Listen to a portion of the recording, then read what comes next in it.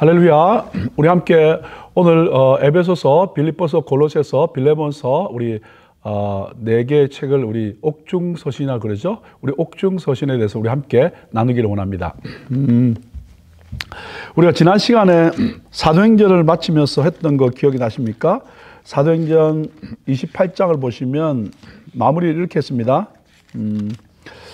30절과 31절을 보시면 바울이 온 이태를 자기 셋집에 머물면서 자기에게 오는 사람을 다 영접하고 하나님의 나라를 전파하며 주 예수 그리스도에 관한 모든 것을 담대하게 거침없이 가르치더라고 말씀했던 거 기억나십니까?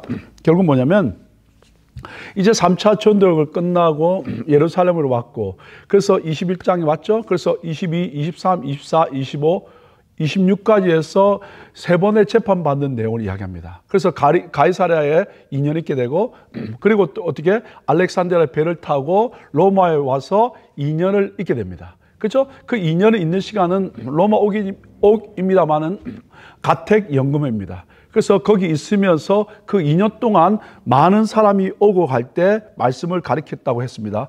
그래서 23절에 보면 하나님의 나라를 정언하고 모세의 율법과 선지자의 말을 어떻게 가지고 예수에 관해서 권하는 이야기입니다. 뿐만 아니라 복음을 전할 뿐만 아니라 이 2년 동안에 금방 우리가 공부할 에베소서, 빌립보서, 골로새서, 빌레몬서 네 권의 책을 쓰게 됩니다. 그래서 로마 옥에서 쓰게 됐다고 해서 옥중서신이라고 이야기를 합니다. 자, 그런 상황입니다. 자, 그러면 첫 번째 우리 한번 보고 싶은 것은 뭐냐면 에베소서입니다. 여러분, 우리가 이미 공부한 것처럼 에베소서는 뭐냐면 사도 바울이 3차 전도여행 때 교회를 개척한 겁니다. 물론 2차 전도여행 때도 잠시 거쳤고요. 그 다음에 3차 전도여행 때 교회를 개척한 교회가 되겠습니다. 여러분, 특별히 사도 바울이 편지를 쓸 때 제가 말씀드렸지 않습니까? 앞부분은 이론 부분이고 뒷부분은 실천 부분입니다. 에베소서도 마찬가지입니다. 1장부터 3장까지 뭐냐면 교리적인 부분이고요. 4장부터 6장까지는 이제 어떻게 윤리적인 명령, 삶에 관한 이야기가 되겠습니다. 여러분, 에베소서 보내드리신 것처럼 1페이지를 참조하시면 되겠습니다. 에베소서 1페이지 보시면 이렇게 말씀하고 있죠. 중간쯤 가보시면 첫 번째 패러그래프 보시면 특별히 교회 문제에 대한 언급도 없고 개인적인 감정의 표현도 없어서 회람서신일 것으로 추정한다고 이렇게 표현하면서 실제로 바울은 에베소에 머물면서 어떻게 됐냐면 아시아 전체 교회 성도들을 양육했다 이렇게 되어 있습니다. 이게 무슨 말씀이냐면 사도행전 19장 우리 8절로 10절 말씀입니다. 19장 8절로 10절 말씀을 보시면 이렇게 있습니다. 바울이 회당에 들어가 석 달 동안 담대히 하나님 나라에 관하여 강론하며 권면하되, 그 다음에 어떤 사람들은 마음이 굳어 순종하지 않고 무리 앞에서 이 도를 비방하거늘 바울이 그들을 떠나 제자들을 따로 세우고 두란노 성원에서 날마다 강론하니라. 그 다음 잘 보세요. 10절에 2해 동안 이같이 하니, 여기 보세요.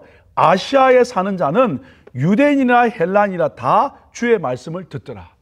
결국 뭐냐면 에베소에서 2년 3개월입니다만은 뒤에 가보시면 3년 정도를 이야기하고 있는데 3년 정도를 거면서 어떻게 말씀을 가르쳤는데 아시아에 유대인이든 이방이든 많은 사람이 와서 복음을 듣게 되었다 그 말입니다. 자, 그러면 이제 에베소서를 한번 설명드리고 싶으면 물론 사도 바울이 쓴 책입니다.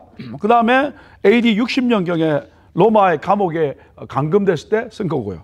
그 다음에 특별히 에베소를 공부하려면 에베소 도시에 관한 이야기를 좀 알아야 됩니다.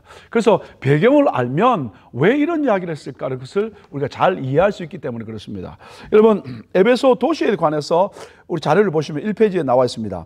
에베소는요, 인구가 어떻게 되냐면 30만 정도, 소아시아의 최대 도시입니다. 그리고요, 로마의 5도시가 있는데 로마, 고린도, 안디옥, 알렉산드리아, 그리고 어떻게 에베소가 되겠습니다. 그리고 이 에베소는 특별히 아뎀이 어떻게 여신을 섬기는 주술의 도시입니다. 그리고 바울이 2차 전도행 때 말씀드린 것처럼 잠시 방문했다가 3차에 방문해서 3년을 있으면서 집중적으로 제자를 양육했던 교회가 바로 에베소 교회가 되겠습니다. 그리고 여기서는요, 특별히 어떻게 마술과 그 다음에 우상 숭배 매매가 있었습니다. 그렇죠? 그러니까 곳곳에서 우상 숭배하는 겁니다. 그리고 사도 바울이 사역을 마치고 예루살렘으로 가면서 어떻게 에베소의 장로들을 여러분 잘 아시는 것처럼 밀레도에 불러서 어떻게 합니까? 마지막 권면하는 내용이 또 나와 있죠. 그래서 여러분 참 은혜스러운 내용이 뭐냐면 사도행전 20장 17절로 어떻게 보냐면 38절의 내용입니다. 그래서 바울이 17절에 보시면 밀레도에서 사람을 에베소로 보내서 교회 장로들을 택합니다. 왜냐하면 이제 떠나가면 더 이상 만날 수 없기 때문에 사도 바울은 에베소 교회를 사랑했기 때문에 리더들에게 마지막 권면을 해주는 내용이 여기 나옵니다. 자, 그러면서 18절에 보면 내가 너에게 어떻게 행한 줄 알지 않냐? 그러면서 19절, 20절, 21절에 그 자기 행한 모습이 뭐냐 하면 19절에 보면 곧 그렇게 설명합니다. 이렇게 모든 겸손과 눈물이며 유대인의 간교로 말미암아 당한 시험을 참고 주를 내가 어떻게 섬기고 너희들 알지 않냐. 20절에는요. 유익한 것은 무엇이든지 공중 앞에서나 각 집에서나 꺼리낌 없이 여러분에게 전하고 가르쳤다고 이야기하면서 21절에 보면 유대인과 헬라인들에게 하나님께 대한 회개와 우리 주 예수 그리스도에 대한 믿음을 증거한 것을 너희들이 알지 않냐 라고 하면서 과거에 내가 사역하면서 있었던 자기의 모습을 설명하면서 이제 내가 가는데 내가 가고 싶어서 가는 것이 아니라 성령에 매여서, 그죠? 그래서 22절에 보면 성령에 매여서 예루살렘으로 가는데 거기서 무슨 일을 당할지를 모른다는 거야. 그러면서 23절에는 성령이 각 성에서 내게 증가하여 또 성령에 이끌려 가는데 성령께서 나에게 어떤 감동을 주냐면 결박과 환난이 나를 기다린다고 한다는 거예요. 여러분 같으면 어떻게 하십니까? 성령이 감동을 주는데 어떻게 해요? 결박과 환난이 기다린다 그러면 다시 기도할 겁니다. 하나님 왜 그러시냐고. 그런데 사도 바울은 성령에 이끌려 가는데 성령께서 문제 없는 길을 인도하는 것이 아니라 환난과 결박이 기다린다고 말하고 있습니다. 그죠? 그 성령에 이끌려 가는 겁니다. 그래서 여러분 그렇게 하면서 우리가 잘 아는 사도행전 20장 24절 말씀 아시지 않습니까? 내가 달려갈 길과 주 예수께 받은 사명, 그 다음에 곧 그 사명이 뭐냐면 하나님의 은혜와 복음 증거하는 일을 마치려 하면은 나의 생명조차 조금 더 귀한 것으로 여기지 아니하노라 라고 정말 귀한 말씀을 선포합니다. 자, 그리고 난 뒤에 어떻게 이제 내가 떠나가면 너희들의 얼굴 더 이상 볼 수가 없다라는 거야. 그래서 어떻게 이제 그들에게 아주 필요한 중요한 이야기를 하면서 특별히 어떻게 해요? 장로들과 리더들에게 도전을 주는 내용이 되겠습니다. 그러면서 31절과 32절이 저한테 참 많이 와닿습니다. 그러므로 여러분 이 일깨어 내가 3년이나 밤낮 쉬지 않고 눈물로 각 사람을 훈계하는 것을 기억하라. 첫 번째, 어떻게 내가 가르친 것을 꼭 기억하라. 두 번째, 여러분 32절. 지금 내가 여러분을 주와 및 그 은혜의 말씀에 부탁한다는 거예요. 그러니까 사도 바울이 떠나가면서 할 수 있는 것은 뭐냐면 주와 그 은혜의 말씀에 부탁한다는 거예요. 여러분 그 말씀에 부탁하는 게 뭡니까? 이미 3년 동안 내가 두란노 소원에 있으면서 여러분이 가르쳤던 그 말씀을 어떻게 붙들고 살으라 그 말입니다. 여러분 오늘 사도 바울도 마찬가지고 우리 주님의 사역도 마찬가지입니다. 엠마오로 가던 두 제자도 설명드렸지 않습니까? 그죠? 방향을 잃고 갔던 그 사람, 슬픈 얼굴을 띠고 갔던 사람, 주님이 함께도 그것을 알지 못했던 그 사람들입니다. 그런데 어떻게 해요? 주님이 함께하고 그리고 애찬식을 하면서 성찬식을 하면서 주님이 말씀을 풀어줄 때 어떻게 가슴이 뜨거워지고 그리고 방향을 들어서 다시 예루살렘을 갔지 않습니까? 오늘 우리 가운데 방향을 잃은 사람도 주님이 말씀을 풀어줄 때 가슴이 뜨거워짐으로 말미암아 주님께 헌신하며 나갑니다. 뿐만 아니라 오늘 사도 바울이 떠나가면서도 내가 여러분에게 어떻게 훈련한 거 여러분 아시지 않습니까? 그런데 내가 떠나가지만 주님과 그 은혜의 말씀에 부탁한다 이 말은 뭐냐면 말씀을 붙들고 살아라는 거예요. 근데 여러분 아시는 것처럼 요한복음에서 공부한 것처럼 성령의 역할이 바로 그겁니다. 내가 가르친 것을 기억나고 생각나게 하는 거예요. 그러니까 오늘 우리가 계속 말씀을 배웁니다.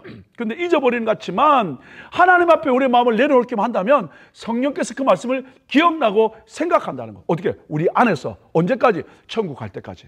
그러니까 오늘 우리가 함께 공부하는 말씀의 시간이 아무것도 아닌 것 같지만 말씀을 배우고 도전받을 때 어떻게 해요? 잊어버리는 것 같지만 그 말씀이 내 안에 가게 되고, 그리고 힘들고 어려울 때 그 말씀이 기억나고 생각남으로 말미암아 다시 복음으로 돌아가고 하나님의 사람으로 설 줄 믿습니다. 사도 바울은 그것을 알기 때문에 어떻게 하는 거예요? 주와 그 은혜의 말씀에게 너희를 부탁한다 하면서 그들을 끌어안고 기도하고 마지막 인사하고 가게 되는 내용이 바로 이 사도행전 이 에베소 우리 장로들과의 마지막 만남이었습니다. 자, 여러분, 이제 에베소에 떠나면서 마지막 사역을 설명드렸고요. 자, 그 다음에 말씀드린 것처럼 에베소는 뭐냐면 아데미 여신이 있었습니다. 소아시아에서는 가장 강력한 이 신이었습니다.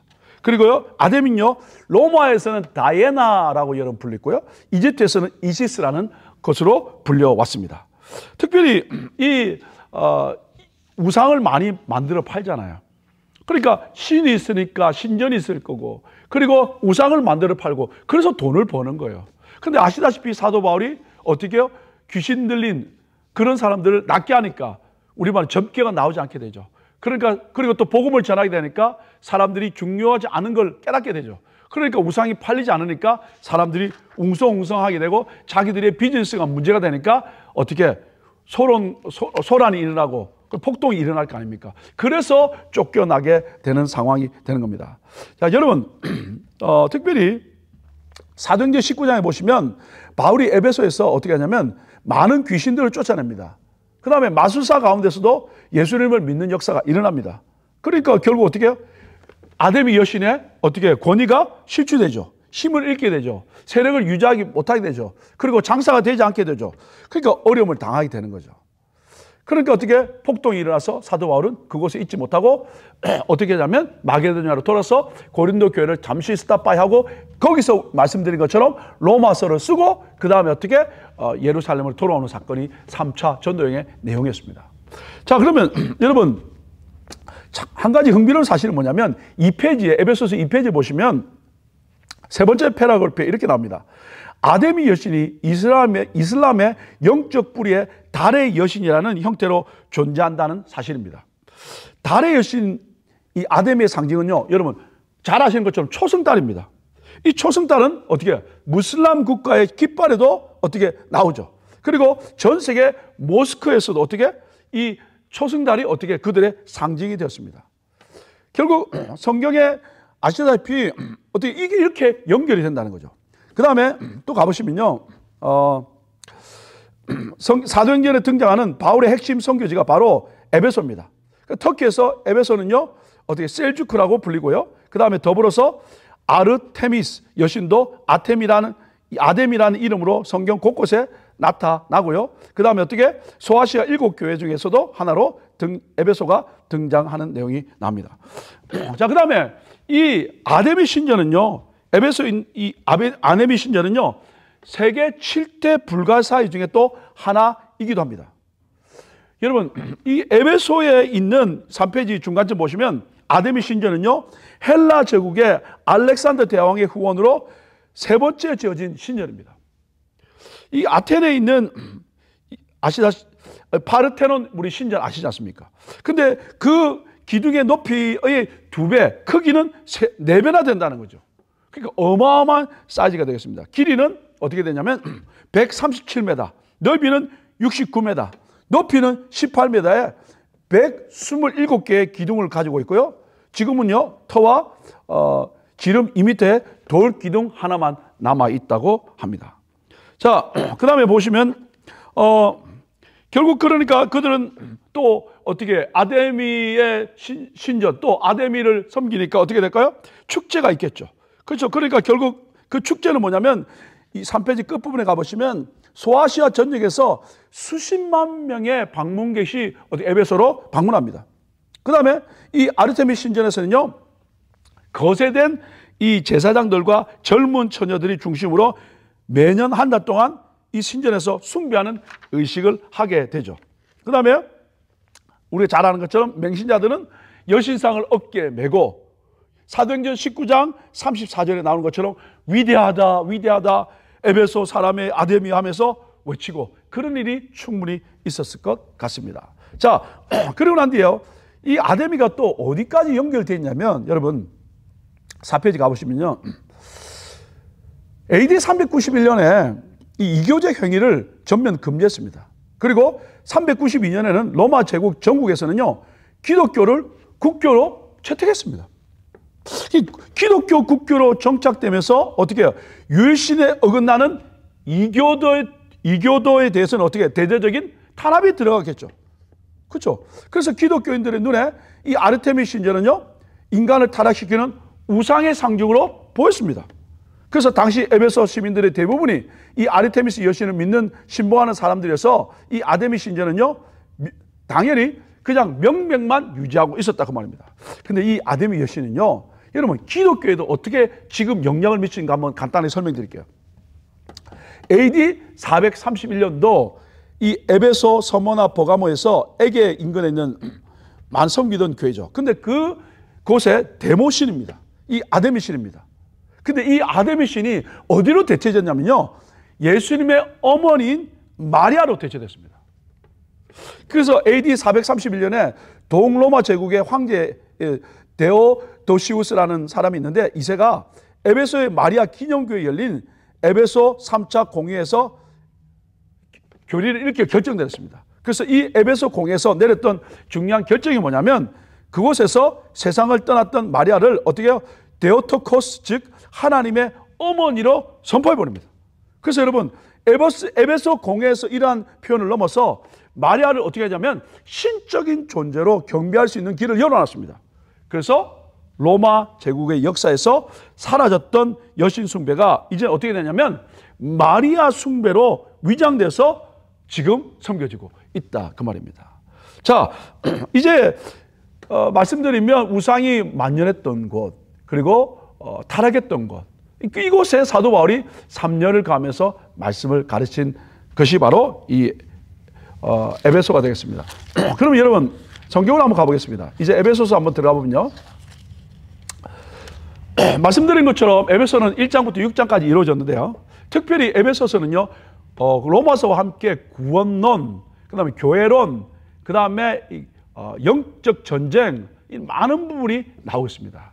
자, 1절을 가보시면 1장 1절과 2절을 제가 한번 문제 있습니다. 하나님의 뜻으로 말미암아 그리스도의 사도된 바울은 에베소에 있는 성도들과 그리스도 예수 안에 있는 신실한 자들에게 편지하노니 하나님 우리 아버지와 주 예수 그리스도로부터 은혜와 평강이 너에게 있을지어다 라고 인사를 합니다. 첫 번째 어떻게 시작하냐면 하나님의 뜻으로 말미암아 그러니까 내가 내 마음대로 한 것이 아니라 하나님에 의해서 왔다라는 거예요. 그리고 내가 뭐 됐다? 사도였다. 여러분 사도라는 걸 지난 주간에 제가 설명드렸죠. 사도가 뭐였습니까?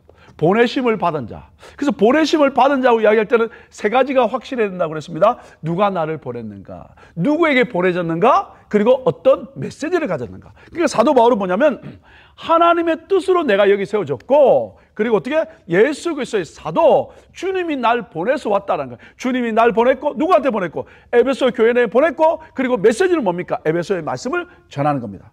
자, 그 다음에 에베소에 있는 성도들과 그리스도 예수 안에 있는 신실한 자들에게 편지합니다. 그렇죠? 자, 어떻게 하냐면 우리 주 예수 그리스도로부터 은혜와 평강이 있을 것이다. 여러분, 왜 은혜와 평강이라 그랬을까요? 이겁니다. 은혜는 물론 유대인의 인사입니다. 그 다음에 평강은 헬라인 인사입니다. 오늘 우리 가운데 이 은혜와 평강은 뭐냐면 값없이 주시는 하나님의 은혜를 누리고 나면 내 안에 뭐가 옵니다? 평강이 오는 겁니다. 그래서 어떻게 우리 안에 늘 값없이 주시는 하나님의 은혜를 알고 나면 내 안에 참 평강을 누리게 된다는 거죠. 자, 그리고 난 뒤에 인사를 하는데 저는 이렇게 한번 표현해 봤습니다. 에베소서를 어떻게 했냐면 1장 3절부터 1장 14절까지는 뭐냐면 하늘에 속한 신령한 복입니다. 자, 무슨 말씀이냐면 1장 3절에 본론을 뭐라고 시작하냐면 찬송하리로다 라고 시작합니다. 여러분, 지금 사도 바울이 편지를 쓸 때 지금 어디 있습니까? 로마에 오게 있습니다. 근데 자기가 잘못해서 있습니까? 아니라고요. 4번의 재판을 받았는데 어떻게 해요? 사내들인 공회에서 받은 불법의 재판에서는 유죄를 받았지만 3번의 재판은 다 무죄가 됐다는 거예요. 그죠? 아무 죄가 없음에도 불구하고 옥에 잡혀 있는 사도 바울. 여러분, 그 가운데 여러분 감사할 수 있겠습니까? 찬송할 수 있겠습니까? 근데 사도 바울은 찬송하리라 하고 먼저 시작합니다. 그럼 어떻게 그가 찬송할 수 있을까요? 이유는 이겁니다. 3절에 보면 하나님 곧 우리 주 예수 그리스도의 아버지께서 그리스도 안에서 하늘에 속한 모든 뭐라고요? 신령한 복을 우리에게 주시되라고 됐습니다. 이 말 주시되의 의미는 뭐냐면 주셨다는 겁니까? 주실 겁니까? 주고 있다는 말입니까? 주시되 이 말은 뭐냐면 이미 주셨다는 거야. 아하, 내가 지금 억울하게 복음 전하다가 로마의 옥에 잡혀 있지만 나는 어떻게? 하나님이 하늘에 속한 신령한 복을 나에게 이미 주셨기 때문에 내가 하나님께 뭐 할 수 있다? 찬송할 수 있다는 거야. 오늘 우리의 삶도 마찬가지입니다. 이미 하나님이 나에게 베풀어 주신 것을 기억하면 뭐요? 찬송할 수 있다는 거예요. 그래서 여러분 말씀드렸죠. 어떻게요?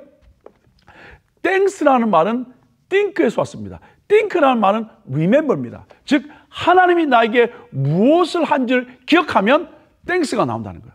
오늘 내 안에 감사가 없다 이 말은 뭐냐면 하나님이 하신 것을 잊어버렸다는 거예요.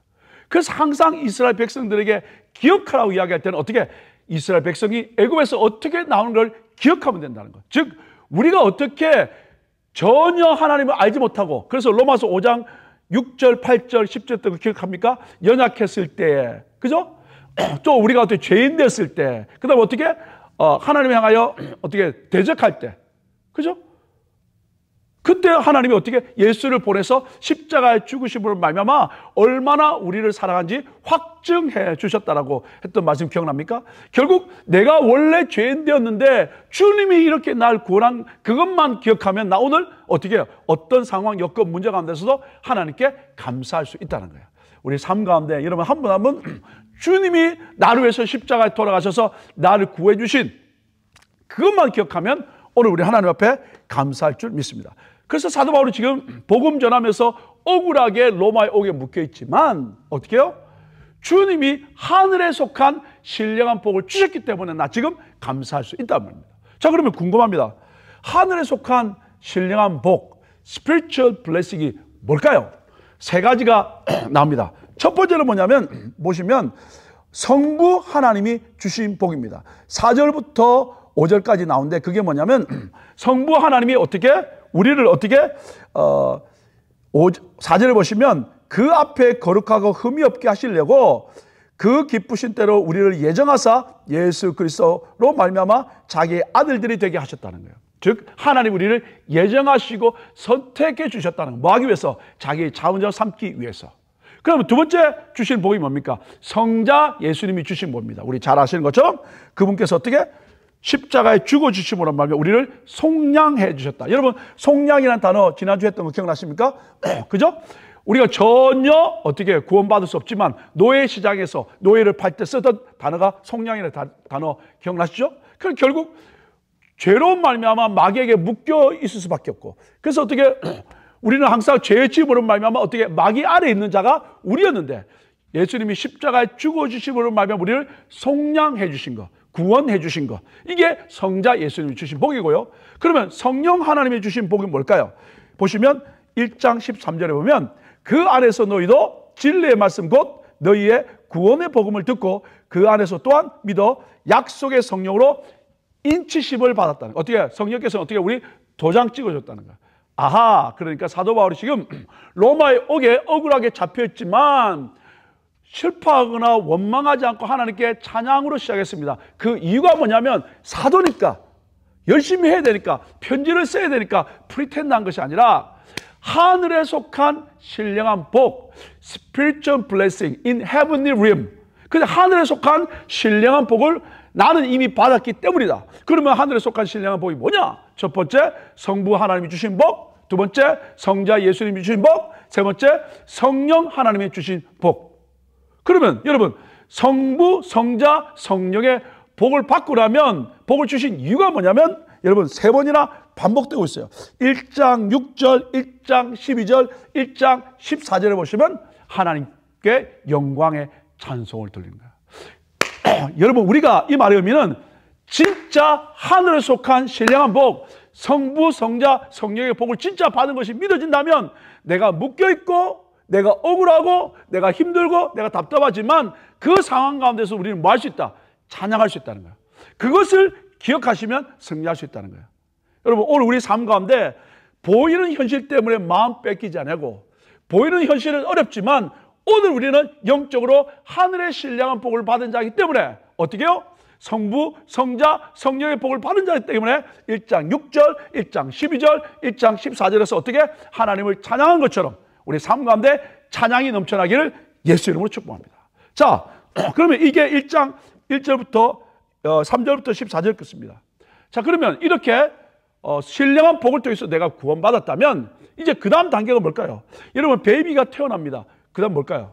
그 다음이 뭐냐면 성장하는 겁니다. 그래서 1장 15절부터 23절까지는 사도 바울이 에베소 교회를 위한 기도 내용인데 그 기도 내용을 통해서 우리에게 뭘 주냐면 영적으로 어떻게 성장하는가가 나옵니다. 자, 첫 번째는 뭐냐면 여러분 뭐라고 되냐면 17절 가보세요. 우리 주 예수 그리스도의 하나님 영광의 아버지께서 지혜와 계시의 영을 너에게 주사 하나님을 알게 하시고, 첫 번째 그의 기도가 뭐냐면 하나님께서 지혜와 계시의 영, 스피릿, 그죠? 그 지혜와 계시의 성령을 주음으로 말미암아 여기 보면 이렇게 되어 있습니다.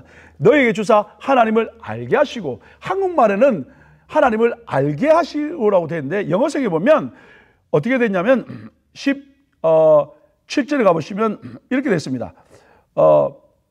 So that you may know him better. 그죠?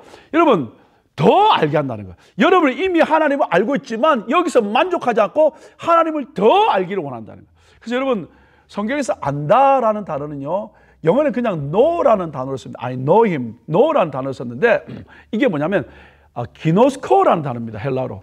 기노스코라는 단어의 의미는 뭐냐면 경험해서 아는 걸 말합니다. 데이트할 때 아는 거 말고 결혼해서 함께 살아보니까 이 사람이 어떤 사람인지 아는 거. 그죠? 이게 바로 기노스코입니다. 근데 여기서 보면 그냥 기노스코가 아니라 헬라에 보면 에피기노스코입니다.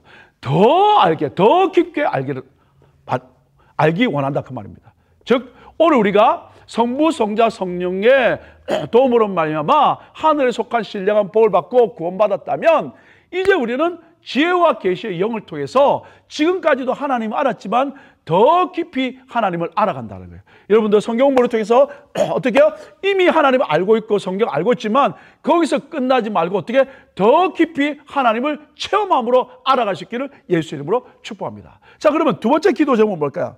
18절에 보면 이렇게 말씀하고 있습니다. 너희 마음의 눈을 밝히사. 자, 보십시오. 마음의 눈을 밝힙니다. 그죠? 자, 우리의 마음의 눈을 밝힙니다. 여러분, 눈이 어두워지면 침침하잖아요. 근데 마음의 눈이 어두워지면 하나님의 뜻, 하나님의 마음, 하나님의 인도함을 몰라요. 그래서 사도 바울은 어떻게 enlighten, 그죠? 내 마음의 눈을 밝게 하기로 한다. The eyes of heart may be enlightened. 여러분의 마음의 눈이 밝아지기를 원한다는 거예요. 자, 그러면 마음의 눈이 밝아짐으로 말미암아 뭘 알게 된다는 거예요? 여기 세 가지를 말합니다. 첫 번째는 뭐냐면 18절 보세요. 그의 부르심의 소망이 무엇이며 뭐냐면 하나님 왜 나를 부르셨습니까? 여러분, 예수 믿는데 내 마음의 눈이 어두워져 있으면 하나님 왜 나 불렀는지 몰라요. 그것을 모르면 내 성공과 내 명예와 그리고 내 것을 구해갑니다. 그런데 어떻게 해요? 마음의 눈이 밝아지면 하나님 나 부르셨구나. 나를 왜 부르셨구나. 여러분, 얼마 전에 우리 고성주 목사님께서 우리 데스티니 많이 이야기했지 않습니까? 그죠? 결국 뭐냐면 마음의 눈이 밝아지면 자꾸 물어요. 하나님 왜 나를 여기 부르셨어요? 나를 통해서 뭘 하기를 원하세요? 그래서 두 번째 기도는 뭐냐면 하나님 우리의 마음의 눈을 밝히사 부르심의 소망, 하나님 왜 나 부르셨는지, 내가 어떻게 살기를 원하는지, 나를 통해서 어떻게 영광 받기를 원하는지 이것을 알게 하시고, 이게 첫 번째. 그 다음에 두 번째는 또 뭐냐면 성도 안에서 그 기업의 영광의 풍성함이 무엇이며, 여러분 여기 잘 보셔야 됩니다. 하나님은 이미 어떻게 영광의 풍성한 것을 하나님 우리한테 주기를 원하신다는 거예요. 그런데 그 영광의 풍성한 것을 하나님이 주기를 원하는데 어디다 놓아두셨어요? 어디에 놓아두셨냐면 성도 안에서라고 되어 있습니다. 그러니까 성도 안이니까 예수 믿으면 내 안에 이렇게 우리는 해석하는데 그게 아니라 in the saint라는 단어를 썼는데 뭐냐면 성도와 성도 사이에.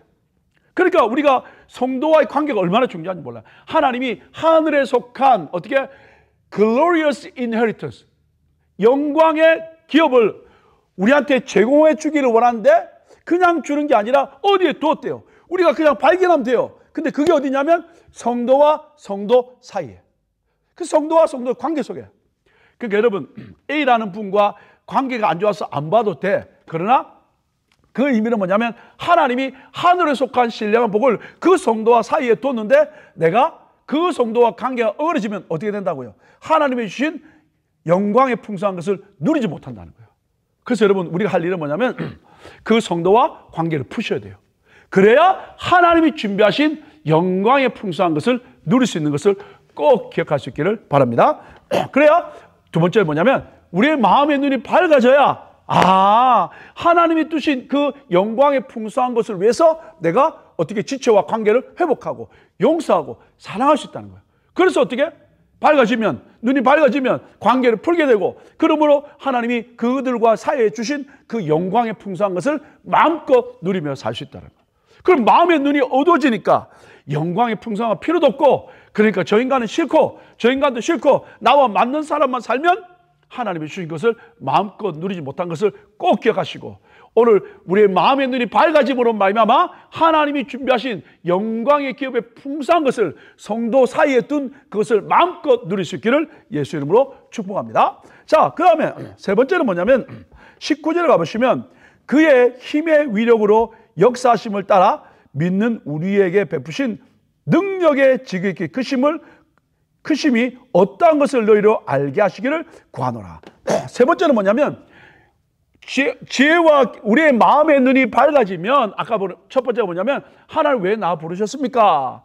묻게 되고요. 두 번째는 뭐냐면 하늘에 속한 신령한 복, glorious inheritance, 그죠? 그 기업을 영광의 풍성한 것을 성도 안에 주신 것을 발견하게 되고 세 번째는 뭐냐면 우리의 마음의 눈이 밝아지면 하나님의 능력을 누리게 된다는 거예요. 자, 그러면 능력이라고 이렇게 파워라고 이야기했는데 그게 뭘까요? 자, 그것이 세 가지가 나옵니다. 20절부터 나옵니다. 첫 번째, 그의 능력이 그리스도 안에서 역사하사 죽은 자들 가운데서 다시 살리시고 어떤 능력이냐면 죽은 자를 다시 살리시는 능력. 그럼 여러분 마음의 눈이 밝아지면요 우리 안에 뭐요? 부활의 능력이 있는 것을 알아요. 그래서 죽어도 다시 살겠고 살아서 나를 믿는 자는 영원히 죽지 않는다. 그 부활에 대한 소망을 가지게 된다는 거예요. 그러면 우리의 마음의 눈이 어두우면요 죄송한데 세상 것에만 마음이 뺏깁니다. 그래서 뭘 못 봅니까? 예수를 믿음에도 불구하고 부활, 천국 거기에 대한 소망이 없는 거예요. 그러니까 여기서 잘 돼야 돼. 여기서 성공해야 돼. 여기서 마음이 섭섭하면 못 풀어. 왜? 마음의 눈이 어두워져 있으면 여기만 있다는 거야. 오늘 여러분 가운데 어떻게 마음의 눈이 밝아짐으로 말미암아 여러분으로 하여금 땅의 것만 집중하는 모든 것을 없어지기를 예수님 축복합니다. 그때 부활의 능력 있구나. 여러분 부활의 능력이 있으니까 어떻게 해요? 이 세상 가운데서도 우리가 타협하지 않습니다. 그리고 이 세상이 끝이 아닌 것을 알기 때문에 천국에 우리의 삶을 투자할 수 있고 선교할 수 있고 열방으로 나갈 수 있는 겁니다. 왜? 한 대로 주님 갚아준다고 말씀하셨으니까. 그죠? 마음의 눈이 어두워지면 나도 모르게 자꾸 내 것만 생각합니다. 누가 나한테 섭섭한 것만 생각합니다. 힘들어지는 거예요. 근데 마음의 눈이 밝아지면 내 눈이 하늘을 보게 돼요. 부활의 능력 아닙니다. 그 말의 의미는 뭡니까? 부활한다 이 정도가 아닙니다. 천국이 있다는 거예요. 그러니까 어떻게 영원한 천국에 바라보며 신앙생활을 할 수 있다는 거예요.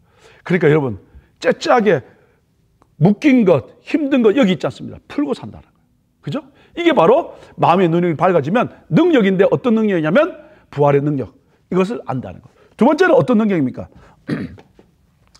20절에 가보시면 다시 살리고 그 다음에 하늘에서 자기의 오른편에 앉는다. 여러분 보십시오. 예수님은 십자가 죽으시고 부활하시고 하나님의 보좌 우편에 앉아 계신다는 이 말의 의미는 뭐냐면 하나님께서 그에게 모든 권세와 능력을 주신다는 거예요. 여러분 예수님이 사회 계시다가 너무 힘들어가지고 하늘 올라가셔서 그냥 예수님의 좌편 우편에 앉아 계시는 겁니까?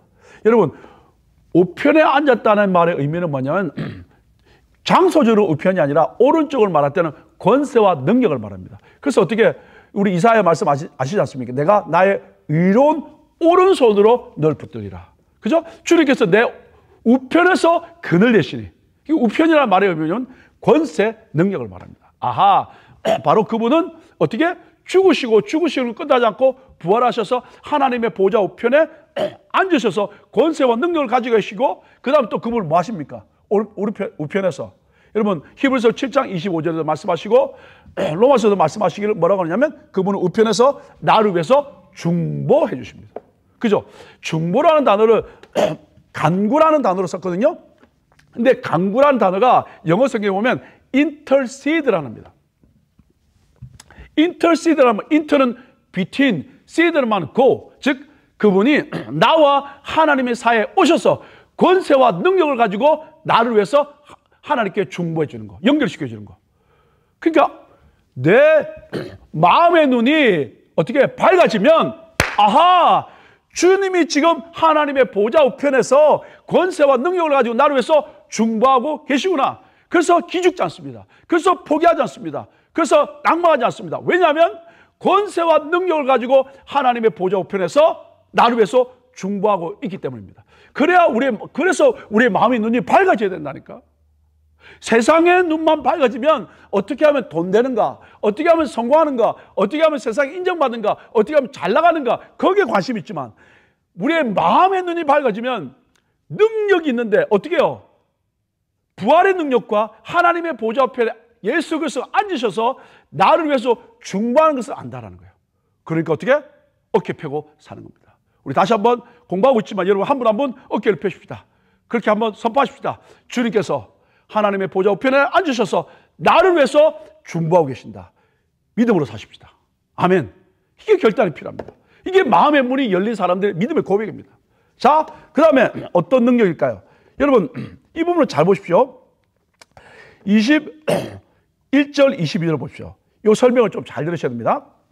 모든 통치와 권세와 능력과 주권과 이 세상뿐 아니라 오는 세상에 일컫는 모든 이름 위에 뛰어나게 하시고 또 만물을 그의 발 아래 복종하게 하시고 그를 만물 위에 교회의 머리로 삼으셨느니라.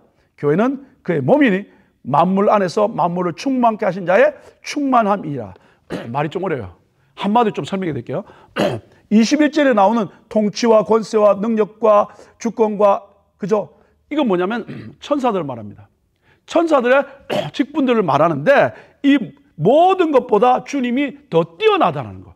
그래서 21절 끝에 가보시면 모든 이름 위에 뛰어나게 하시고, 자, 예수 그리스도는 어떻게 해요? 이 세상에 존재하는 모든 영적 존재들보다 뛰어난 분이고, 첫 번째. 두 번째, 22절에 만물을 그의 발 아래 복종. 잘 보세요. 만물이 이 세상에 있습니다. 만물 위에 교회가 있고 교회의 머리가 예수 그리스도다, 이 말입니다. 잘 보세요. 교회가 있습니다. 교회 머리가 예수 그리스도고 그 안에는 성령이 계시고 우리는 서로가 지체가 되고, 그 다음에 옛날에 우리가 살고 있던 이 세상은 어떻게? 교회 안에 있게 됩니다. 이게 올바른 오더예요. 자, 다시 한번. 교회가 있습니다. 교회 머리가 예수 그리스도, 그 안에 성령이 있고 우리 서로는 지체가 되고, 그 다음에 이 세상은 우리 발 아래 있게 되는 거예요. 됐죠? 자, 그러니까 결국 뭐냐면 예수 그리스도가 그러면 어떤 능력이냐면 여기 보시면 만물 위에 교회의 머리가 된다는 거예요. 즉 예수 그리스도가 교회를 통하여 온 세상을 통치한다 그 말입니다. 그러니까 오늘 우리가 바로 교회잖아요. 우리의 머리가 예수 그리스도라는 거예요. 그러니까 예수 그리스도의 말씀과 은혜와 능력을 누리면 이 교회를 통해서 하나님은 이 세상을 통치하기를 원한다는 거예요. 이게 하나님의 계획입니다. 오늘 우리의 마음의 눈이 밝아지면 주님이 교회된 우리를 통하여 내 안에 계신 성령을 통해서 온 세상을 통치하고 있는 것을 꼭 기억하시길 바랍니다. 그러면서 여러분 23절 가보세요. 교회는 그의 몸이니, 우리의 몸이죠. 예수 그리스도의 몸이죠. 그 다음에 만물 안에서 만물을 충만케 하신 자의 충만이라, 이 말의 의미는 뭐냐면 말이 어려운 것 같은데 컵이 없나요? 여러분 제가 바로 워터가 있습니다. 여기가 가득 차 있습니다. 자, 만약에 지금 제가 물을 이만큼 마셨습니다. 그럼 요만큼은 있고 요만큼은 없잖아요. 그 이만큼만 충만합니다. 그 위에는 뭡니까? 공기가 있는 거죠. 자, 충만하다는 말은 뭐냐면 물이 요만큼 충만하면 요만큼 컨트롤한다 그 말이죠. 즉 주님이 여기 뭐라고 그랬냐면 만물을 충만케 하신 자의 충만이라 이 말의 의미는 뭐냐면 이 세상 모든 만물에 그분이 충만해 있단 말이죠. 즉 이 세상 모든 만물은 누가 통치한다는 거예요? 예수 그리스도가 통치한다. 어떻게? 그분이 머리가 되고 교회된 우리를 통해서. 그러니까 잘 보십시오. 교회된 우리가 머리된 예수 그리스도의 음성과 인도함과 보호와 그리고 인도함을 올바로 받으면 그 교회된 우리를 통하여 만물의 주님을 통치하신다는 거예요. 그래서 오늘 말씀드린 것처럼 1장 3절부터 14절까지는 신령한 복, 성부, 성자, 성령의 복을 받고 그 복을 받은 사람은 하나님을 찬양하게 되고 그래서 구원받은 우리들은 어떻게 해요? 이제 기도 제목을 통해서 기도를 통해서 어떻게 성장하는 모습을 봤다. 어떻게 해요? 지혜와 계시의 성령을 통해서 하나님을 알되 더 알게 하시고 두 번째 어떻게 되냐면 우리의 마음의 눈을 밝히사 세 가지. 첫 번째 하나님 왜 나 부르셨습니까? 알고 두 번째 하늘에 속한 신령한 하나님의 기업의 풍성함을 성도 안에 있는 것을 누리게 되고 세 번째 능력을 알게 되는데 그 능력에는 세 가지가 있다고 말씀드렸습니다. 어떻게? 부활의 능력, 천국의 소망하고 그리고 예수 그리스도가 어떻게 하나님의 보좌 우편에 앉으셔서 모든 것을 통치하는 그 능력을 알게 되고 세 번째는 예수 그리스도가 교회의 머리가 되셔서 모든 것을 통치하는 것을 알게 된다 그 말입니다. 자, 그래서 이것을 알게 되면 어떻게 우리가 기도함으로 말미암아 어떻게 하나님 앞에 쓰임 받는 복된 종이 될 줄 믿습니다. 이게 바로 1장 내용입니다. 자, 그러면 이사야서는 어떻게 됐을까요? 2장 1절부터 3절까지는 예수 믿기 전에 우리의 모습을 이야기합니다. 그래서 여러분 2장 1절 가보세요. 그는 허물과 죄로 죽었던 너희를 살리셨다. 여러분 보세요. 그는 허물과 죄로 죽었던 허물과 죄로 말미암아 우리는 죽었던 존재입니다. 죽었다는 의미가 뭐랬죠? 분리된다는 거죠. 즉 죄로 말미암아 우리는 하나님과 분리되었는데 다시 살게 됐다는 거예요. 그죠? 자, 그러면 2장 2절에 죽었던 상태가 어떤 상태였습니까? 그때 너희는 이렇게 됐죠. 그때 무슨 말입니까? 예수 믿기 전 영적으로 죽었던 그때는 너희가 그 가운데 행하여 이 세상 풍조를 따르고 공중의 권세 잡은 자를 따랐으며 곧 지금 불순종의 아들들 가운데 역사하는 영을 우리는 쫓아다녔던 사람이 우리라는 거죠. 근데 여러분 3절에 보시면 전에는 우리도 다 그 가운데서 우리 육체의 욕심을 따라 지내며 육체와 마음에 원하는 것을 하여 다른 이들과 같이 본질상 진노의 자녀가 되었습니다. 여러분, 그러면 이렇게 진노의 자녀가 되었습니다. 그렇다면 4절에 그러므로 아니면 therefore 너는 지옥 가야 돼 라고 연결되어야 당연한데 2장 4절에 가보세요. 한국말에는 긍휼이 풍성하신 이렇게 표현하는데 영어성에 보십시오. But 이렇게 됐습니다. 그러나 어떻게 해요? Because of his great love for us. 우리를 사랑하는 그분의 사랑이 크기 때문에 그 큰 사랑 때문에 어떻게 해요? 우리를 살려주셨다는 이야기를 합니다. 그래서 2장 5절과 6절의 단어에 함께라는 단어가 3번 반복됩니다. 보세요. 2장 5절에 허물로 죽은 우리를 그리스도와 함께 살리셨고 그 다음 6절 또 함께 일으키사 그리스도 예수 안에서 함께 어떻게 하늘에 앉히십니다. 그러니까 우리는 예수 믿는 우리들은요 이미 예수 그리스도가 부활할 때 우리도 함께 살았고 또 함께 일어났고 그리고 우리는 이미 영적으로 함께 하나님의 보좌 우편에 우리도 함께 앉아 있다 그 말입니다. 됐습니까?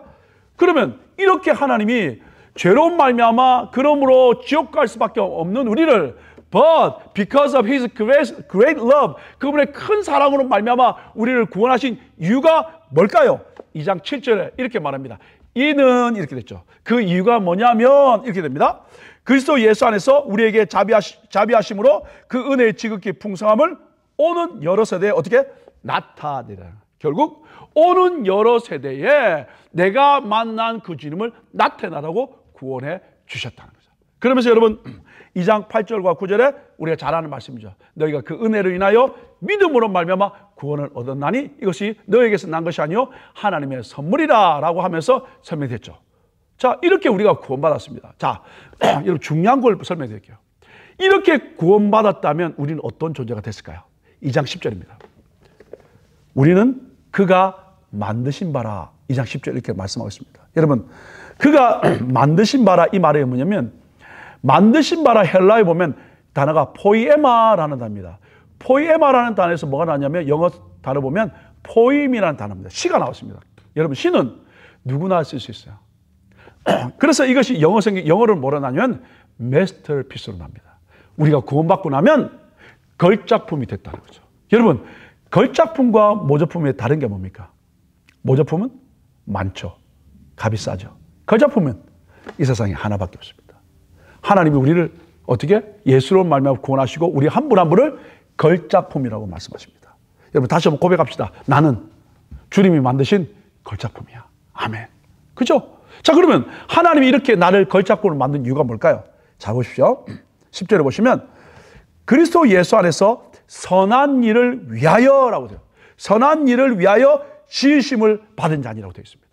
아, 하나님이 나를 그 크신 긍휼로 말미암아 사랑으로 말미암아 은혜 주셔서 우리를 구원하신 이유는 뭐냐면 우리를 마스터피스로 만드시고, 그렇게 마스터피스로 만드신 이유가 뭐냐면 선한 일을 위한 거예요. 영어 성경에는 그 선한다는 게 굿이라는 단어를 씁니다. 굿, 좋다.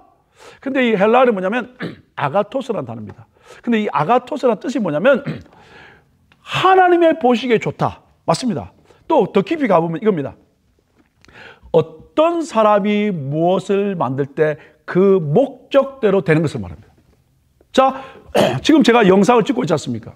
그러면 카메라나 영상, 비디오를 만든 이유가 뭡니까? 그 목적이 있지 않습니까? 그 목적대로 될 때 그것이 좋다, 그 말이죠. 이 말의 의미는 뭐냐면 여러분 나인난스에서 물건을 사도 디렉션이 있습니다. 그죠? 설명지가 있습니다. 차를 사도 어떻게 해요? 설명지가 있지 않습니까? 마찬가지로 하나님이 천하보다 귀한 인간을 만들 때 하나님이 우리를 만든 목적이 있을까요? 없을까요? 있죠. 근데 우리는 내가 주인이기 때문에 하나님의 뜻, 계획을 몰라요. 내 방법대로 살아요. 근데 이제 우리가 로마서 공부했다시피 어떻게 예수를 나의 구주로 영접하고 그 다음에 입으로 믿고 마음으로 믿고 입으로 신해서 구원받았잖아요. 구원받고 나면 이제 하나님의 뜻이 뭔지 아는 거예요. 그래서 여기서 뭐냐면 예수를 믿고 나면 이제 하나님 뜻을 묻는 거예요. 그 하나님의 목적, 그것을 발견하고 그대로 사는 것. 그래서 오늘 하나님 우리를 어떻게 걸작품을 만드신 이유는 뭐냐면 하나님의 선한 것, 즉 나를 통해서 이루고자 하는 그것을 위해서 쓴다는 것. 이것이 바로 이 말입니다. 그래서 우리는 그의 만드신 마스터피스, 걸작품입니다. 그렇게 만드신 이유가 뭐냐면 그리스도 예수 안에서 하나님이 원래 내 인생을 통해서 이루고자 하는 그 일을 이루기 위한 것이미라고 이 말입니다. 됐죠? 그래서 이 일은 하나님이 전에 예배하사 우리로 그 가운데서 행하게 하나님이 벌써 다 예배해 놓았다, 그 말이죠. 그 일을 위해서 우리가 쓰임 받는다는 거죠. 자, 이렇게 여러분 에베소서가 2장 1절부터 여러분 10절까지 했고요. 그 다음에 2장 11절부터 22절까지는 뭐 하냐면 이제 예수로 말미암아 이방인과 유대인에 있던 벽을 다 허물어 버립니다. 허물어 버리고 이제 하나님이 뭘 계획하냐면 죄송해요. 시간이 없기 때문에 말씀드릴게요. 2장 10절, 2장 20절부터 22절까지 있습니다. 2장 20절부터 22절. 너희는 사도들과 선지자의 터 위에 세우심을 입은 자라. 그리스도 예수께서 친히 모퉁이 돌이 되셨고요. 그 다음에 옛날에 여러분 모퉁이 돌이 됐다는 말이 뭐냐면 건물을 이렇게 연결하잖아요. 그러면 처음 할 때 어떻게 모퉁이에 먼저 건물을 놓습니다. 그래서 왼쪽과 오른쪽으로 해서 집 넣습니다. 즉 이방인과 유대인을 연결하기 위해서 예수님이 모퉁이 돌이 되었다는 거죠. 자, 그 다음에 21절. 그의 안에서 어떻게 예수 안에서 건물마다 서로 연결하여 주 안에서 뭐가 되어가고 성전이 되어가고, 그 다음에 너희는 성령 안에서 하나님이 거하실 초소가 되기 위하여 그리스도 예수 안에서 어떻게 함께 지어져 갑니다. 이렇게 예수 믿고 난 뒤에 이제 어떻게 하냐면 유대인과 이방인이 어떻게 완전히 다르게 담이 쌓여있지만 예수가 오셔서 어떻게 해요? 하나님과의 관계도 회복하고 이방인과 유대인 관계도 회복함으로 말미암아 그들이 하나 되어서 예수로 연결해서 주님이 거하실 초소 성전이 되기 위해서 지어져 가는 것이 하나님의 계획이다라는 것을 설명합니다. 그러면서 어떻게 이제 3장에 가서는 하나님의 구원의 비밀이 어떤 것인가를 설명을 하면서 이 1장부터 3장까지 내용을 다 설명합니다. 자, 그러면 여러분 1장부터 3장까지 이론을 설명하고 난 뒤에 이제 제가 말씀드렸죠. 4장, 5장, 6장에서는 어떻게 살아야 될 것인가를 이야기하는데 많이 있지만 크게 세 가지만 나누고 마치기로 원합니다. 첫 번째, 그래서 여러분 4장 1절에 보시면 그러므로 라는 단어로 시작하죠. 그 다음 또 가보세요. 5장 1절에도 가보세요. 그러므로 라고 시작합니다. 자, 그러면 뭘까요? 첫 번째, 예수가 나의 구주로 영접되어지고 이방인과 유대인의 벽을 허물어지고 그리고 그들이 함께 하나 되어서 거룩한 처소로 지어져가는 그런 하나님의 사람이라면 이제 우리는 어떻게 살아야 되냐면 4장 1절과 2절과 3절입니다. 제가 읽어드릴게요. 4장 1절, 2절, 3절. 그러므로 주 안에서 갇힌 내가 너희를 권하노니 너희가 부르심을 받은 일에 합당하게 행하여. 세상으로부터 부름받았으니까 합당하게 거기에 맞게 살으라는 거예요. 그럼 어떻게 사는 것이 합당한 삶일까요? 2절과 3절에 납니다. 읽어드릴게요. 모든 겸손과 온유로 하고 오래 참음으로 사랑 가운데서 서로 용납하고 그 다음에 평안에 매는 줄로 성령이 하나 되게 하신 것을 힘써 지키라. 많이 나와요. 근데 결론은 뭐냐면 3절 끝에 가보시면 성령이 하나 되게 하신 것을 힘써 지키는 겁니다. 주님께서 벌써 우리를 하나 되게 만들어 놨거든요. 성령께서. 그러니 어떻게 힘써 지키는 겁니다. 자, 그러면 우리가 어떻게 서로 다른 배경과 성격과 그리고 다 각자 다른 스타일인데 우리가 어떻게 하나 될 수 있을까요? 여기서 하나 되는 것은 똑같이 되라는 말이 아니라 하모니를 이루라는 거예요. 조화를 이루는 겁니다. 어떻게 해요? 여기 2절부터 나옵니다. 첫 번째는 뭐냐면 겸손입니다. 여러분, 겸손이 뭡니까? 겸손의 말이 뭐냐면 못해요, 안 해요. 이게 겸손이 아닙니다. 겸손은 뭐냐면 교만의 반대죠. 교만은 뭡니까? 자기 자리를 떠난 겁니다. 뭐죠? 아담과 하와가 어떻게 됐습니까? 뱀이 와서 뭐라 했습니까? 선악과를 따먹는 날에는 내 눈이 밝아져 어떻게 하나님과 같이 되리라. 뭐요? You will be like God. 여러분, 우리는 피조물이고요. 하나님은 창조주입니다. 그러니까 하나님이 창조주고 내가 피조물이고 이것을 인정하는 게 겸손이에요. 교만은 하나님이 창조주인데 선악과를 따먹게 함으로 말미암아 You will be like God. 하나님과 같이 된다는 것을 속는 것. 이거예요. 그걸 결국 겸손이라는 말의 의미는 뭐냐면 하나님은 하나님입니다. 나는 어떻게 해요? 피조물입니다. 그래서 그 말씀에 순종하는 것. 이게 겸손이라고요. 못해요. 괜찮아요. 안 돼요. 그게 겸손 아니라니까요. 하나님의 말씀은 하나님의 말씀에 순종하는 것. 그리고 하나님을 하나님으로 인정하는 것. 이게 겸손입니다. 됐죠? 두 번째, 온유. 온유를 이야기할 때는 항상 설명드립니다. 와일드 호스를 생각하면 됩니다. 야생마. 아무도 타보지 않는 야생마는 누가 타면 펄펄 날뛰지 않습니까? 그 펄펄 날뛰는 야생마가 기수에 의해서 컨트롤 당할 때 이것이 온유입니다. 즉 내가 충분히 화낼 수 있고 내가 권세가 있지만 그것이 컨트롤 되어질 때 이게 온유입니다. 오늘 우리 관계 속에서 마찬가지입니다. 분명히 A라는 사람이 잘못해서 내가 화를 낼 수 있지만 그죠? 정당성이 있지만 그 모든 힘이 컨트롤 되어질 때 온유라는 거죠. 그죠? 오늘 우리가 하나 되기 위해서는요, 내가 맞다고 소리치면 어떻게 하나 될 수 없습니다. 내가 맞지만 그분을 인정하고 받아주고 사랑해 줄 때, 온유할 때 그 모임이 하나 되는 거예요. 그게 힘써 지키는 겁니다. 자, 그 다음에 오래 참음, 우리 아시는 것처럼. 그죠? 그 다음에 오래 참음이라는 말씀드렸죠? 참아야 하느냐 아닙니다. 내 자리를 지키면서 그분이 일하실 때까지 기다리는 거. 됐죠? 그 다음에 사랑 가운데. 사랑은 어떻게 주는 거죠. 그리고 용납하는 거. 용납은 뭡니까? 있는 그대로를 받아들이는 거. 요 덕목을 가지고 있을 때 힘써 지켜서 우리가 하나 될 수 있는 것 기억할 수 있기를 바랍니다. 자, 그래서 첫 번째 우리가 구원받았냐? 그리고 벽이 허물어져서 우리가 그리스도와 하나 되어서 함께 지어가는 성전으로 지어가고 있느냐? 그런 하나님의 사람이라면 어떻게 해요? 성령이 하나 되게 하신 것을 힘써 지켜야 되는데 지키는 방법은 뭐냐면 겸손과 온유와 오래 참음과 사랑과 서로 용납하는 것. 이것이 필요하다. 이게 첫 번째였고요. 두 번째는 뭐냐면 5장입니다. 5장 1절. 그러므로 사랑을 받는 자녀같이 너희는 하나님을 어떻게 하라고요? 본받는 자가. 우리의 삶은 어떻게? 하나님을 늘 본받으려고 노력하는 삶의 모습입니다. 그래서 여러분 2절 보십시오. 그리스도께서 너희를 사랑하신 것 같이 너희도 사랑 가운데 생하라. 그는 우리를 위하여 자신을 버려서 향기로운 제물과 희생제물로 하나님께 드리셨느니라. 여러분, 어떻게 하나님을 본받을 수 있습니까? 결국 남을 위해서 자신을 드리는 거예요. 그러니까 은혜를 받으면 이게 가능해요. 근데 안 되면 내가 왜? 내가 뭐 잘못했다. 지가 잘못했는데. 그죠? 이에는 안 된다는 거예요. 오늘 하나님을 본받는 자의 모습은 뭐냐면 2절에 나옵니다. 사랑 가운데서 행하라는 거예요. 어떻게 할 수 있어요? 주님께서 우리를 위해서 자신을 버려서 향기로운 제물과 희생 제물로 하나님께 자신을 드린 것처럼 이런 모습을 드리면 어떻게 우리가 하나 되고 또 교회 공동체를 세워갈 수 있는 것 기억할 수 있기를 예수님 축복합니다. 자, 그 다음 구체적인 것 좀 여러분 읽어보시면 좋겠고요. 그 다음에 세 번째 어떻게 살아야 될까요? 이건 뭐냐면 6장 10절부터 20절까지 나오는 영적 전쟁입니다. 여러분, 전신갑주죠.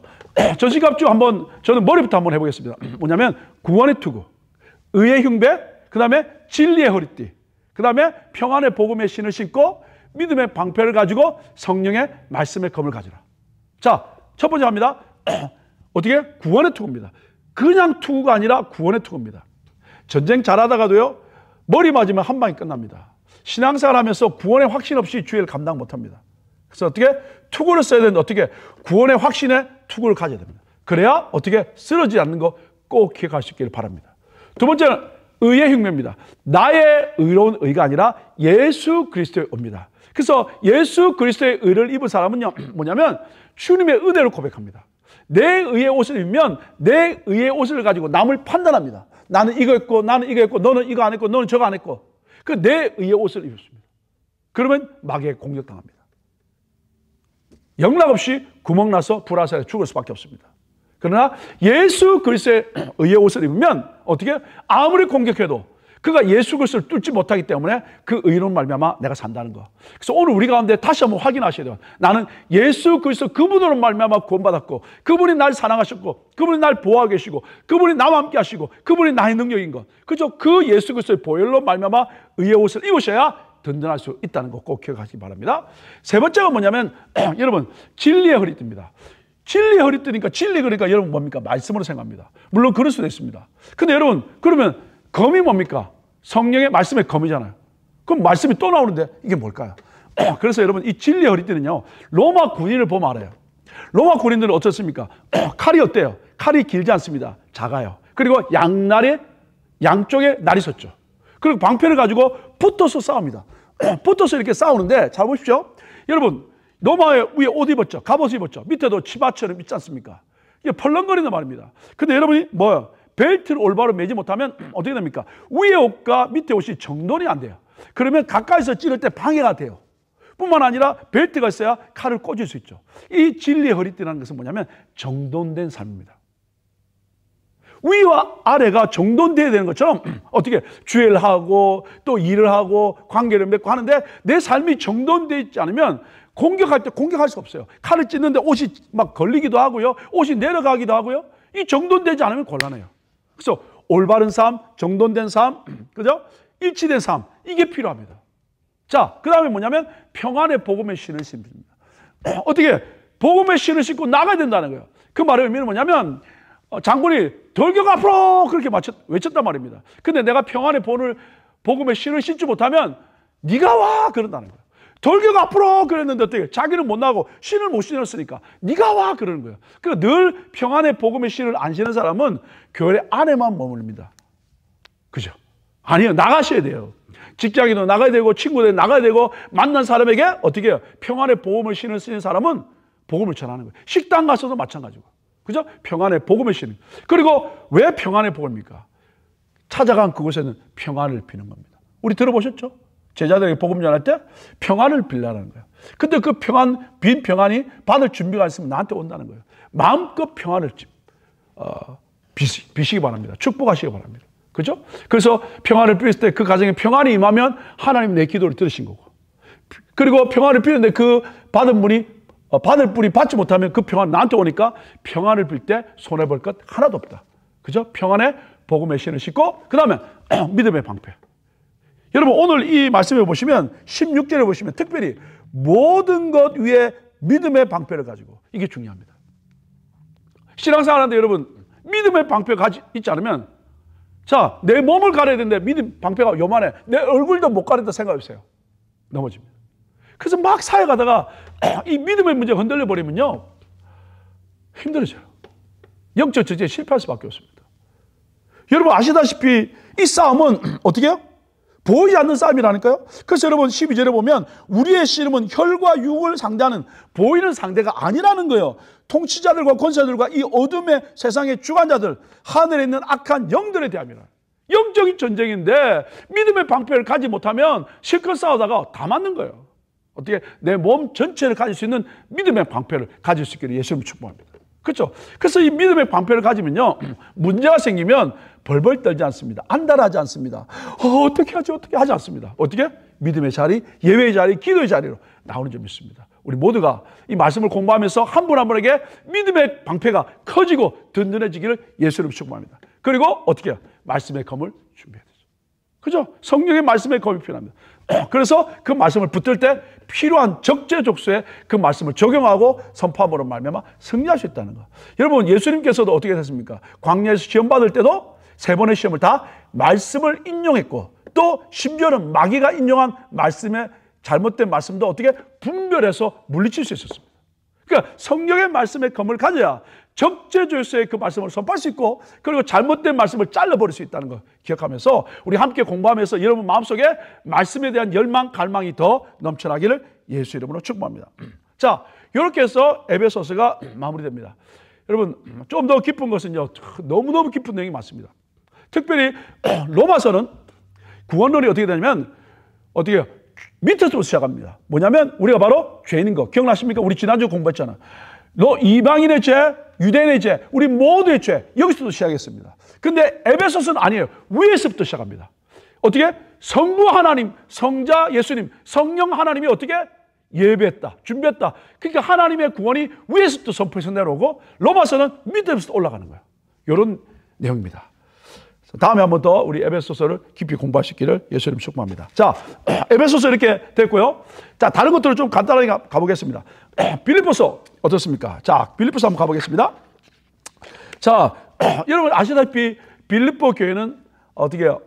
사도 바울이 2차 전도여행 때 했던 거 기억납니까? 자기는 아시아에서 복음을 전하기를 원하는데 하나님께서 어떻게 들어와에 가게 하고 그리고 거기서 마게도냐 사람이 어떻게 나타나서 도우라 그래서 하나님께 굴복하고 기억납니까? 굴복하고 빌립보로 갔습니다.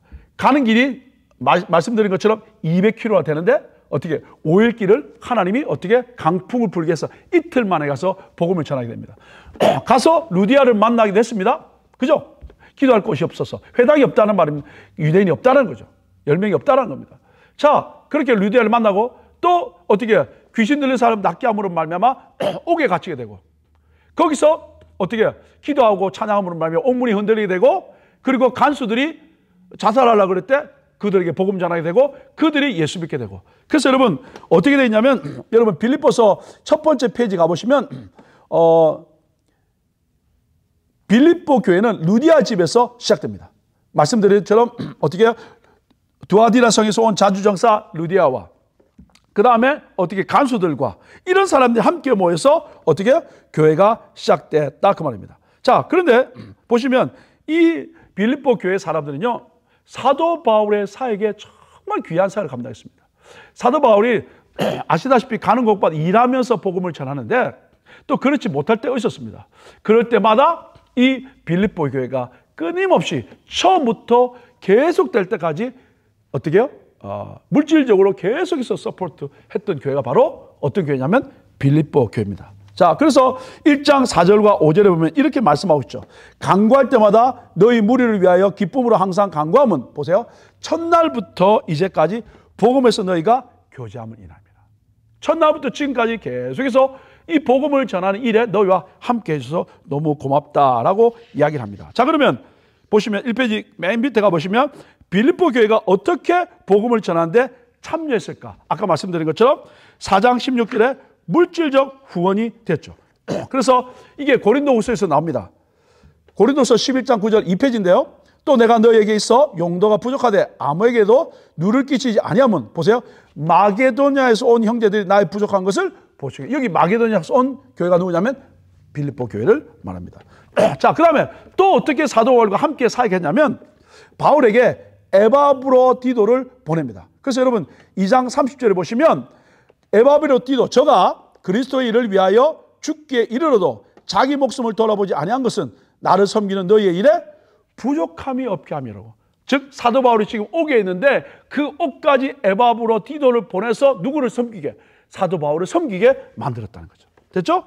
그 다음에 섬기다가 아뿔사 저가 병들게 죽게 됐는데 그래서 하나님이 살려주셨다. 그 이야기 나옵니다. 그래서 어떻게 에바브로디도를 보내서 사도 바울을 돕는 일도 같이 했고요. 그 다음에 아주 중요한 권면합니다. 이게 무슨 말이냐면 로마 그 빌립보 교회는요 로마 식민주 중에서도 특별히 그 퇴역 군인들이 어떻게 해요? 거기로 많이 이주를 했습니다. 그래서 이 빌립보서에는요 군사 용어들이 많이 나와요. 그죠? 자, 그래서 그리고 그들은 또 어떻게 할까요? 로마 시민권에 대한 갈망이 많이 있죠. 그래서 사도 바울은 로마 시민권과 어떻게 하늘의 시민권을 같이 대조하면서 영원한 하늘의 시민권을 이야기하고 있어요. 그래서 여러분 가보세요.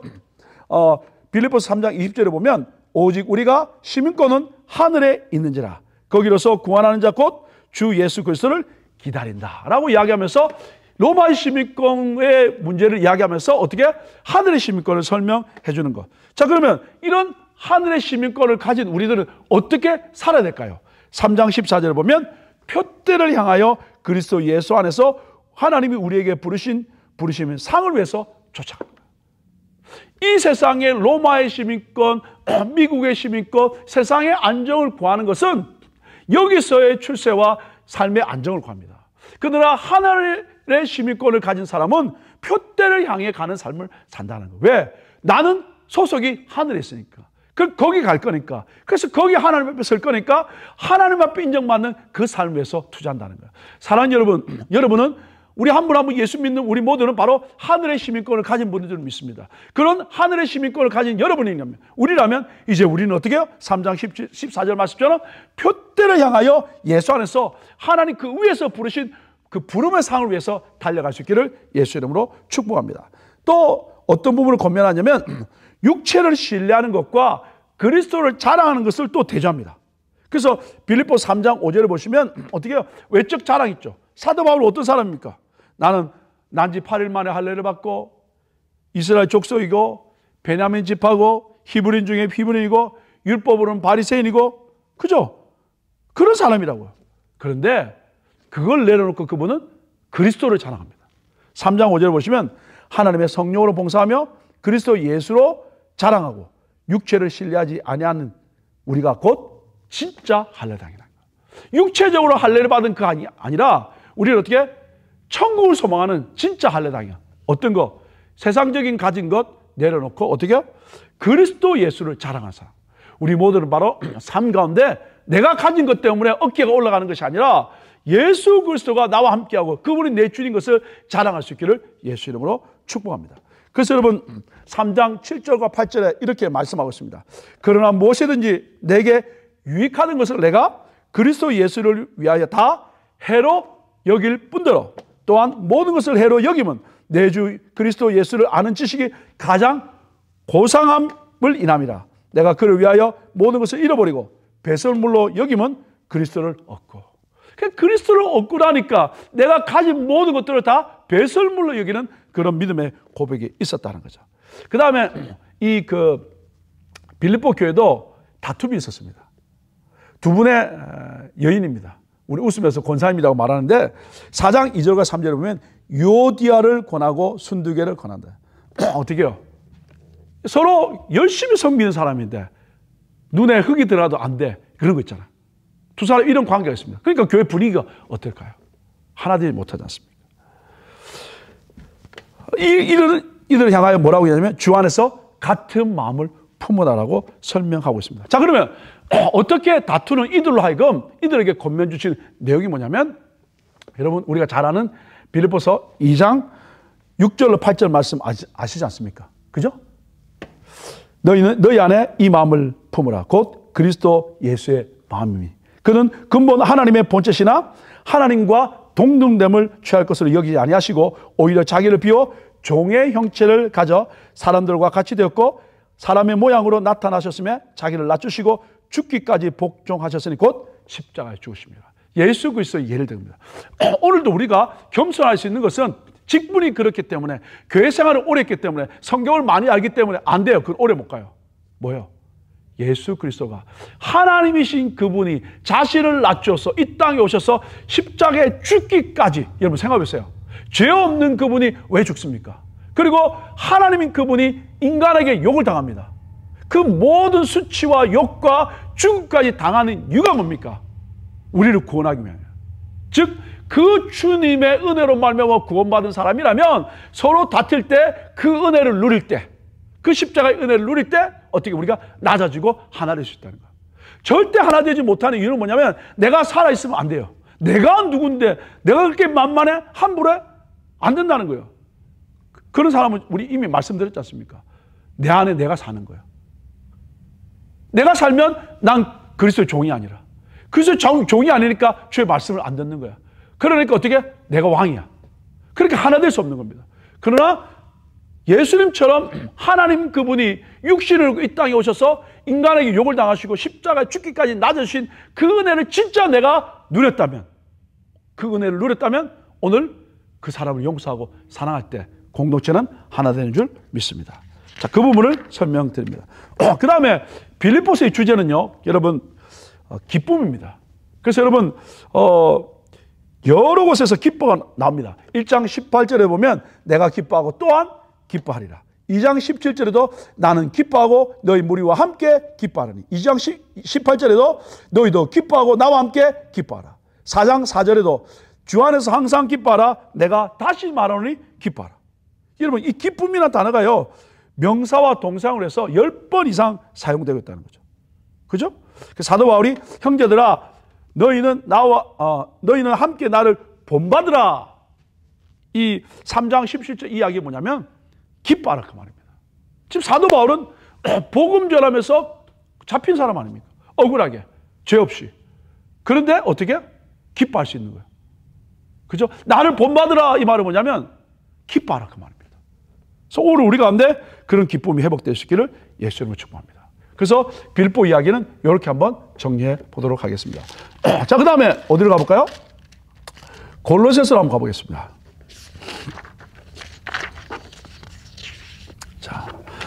자, 골로새서는요, 제가 여러분 내용을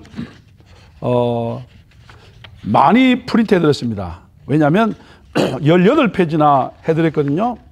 이 골로새는요, 여러분 첫 번째 페이지 가보시면 지도가 나와 있죠. 골로새 교회는 사도 바울이 교회를 개척한 교회가 아닙니다. 에바브라라는 사람이 아까 말씀드렸죠. 사도 바울이 에베소에서 3년 머물면서 아시아와 그다음 유대인과 이방인이 많이 와서 복음을 들었지 않습니까? 그 중에 이 에바브라라는 사람도 여기서 예수를 믿고 구원받고 자기 동네로 가서 우리 말로 골로새에 가서 교회를 개척하게 된 거죠. 그래서 사도 바울이 복음을 전한 곳이 아니지만 복음을 사도 바울이 듣고 간 사람을 통해서 세워진 교회가 골로새 교회입니다. 됐죠? 그 다음에 어떻게 해요? 에베소에서 한 직선거리로 한 160km 정도 떨어진 곳이 되겠습니다. 됐죠? 그 다음에 됐고요. 뭐 똑같이 옥중 서신 거 설명드릴 거예요. 그 다음에 근데 사도 바울이 세워지지 않았는데 특별히 이 골로새에서는 어떤 것이 강조되고 있냐면 에베소 내용과 에베소에서 배워왔기 때문에 에베소 내용과 많이 반복되는 게 나옵니다. 반복되는데 특별히 무엇을 강조하냐면 기독론, 예수 그리스도에 관한 내용이 강조됩니다. 이유는 뭘까요? 그죠? 바로 잘못된 이단입니다. 그러면 잘못된 내용이 뭘까요? 우리 아시는 것처럼 잘못된 내용이 결국 뭐냐면 몇 가지만 한번 설명드릴까요? 이거 가보실까요?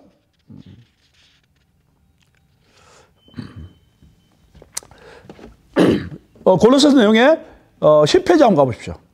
10페이지 위에 가보시면 세 가지가 있죠. 첫 번째 2장 8절에 헛된 철학, 두 번째 세상의 초등 학문, 네 번째 천사 숭배. 자, 이런 것들이 교회에 들어왔단 말입니다. 자, 그러면 구체적으로 한번 가볼까요? 어떻게 가보시냐면, 첫 번째는, 헛된 철학이라고 그랬죠? 이 헛된 철학에 관한 내용이 어떻게 될까요? 가봅시다. 네. 두 번째가, 있죠? 자, 가볼게요.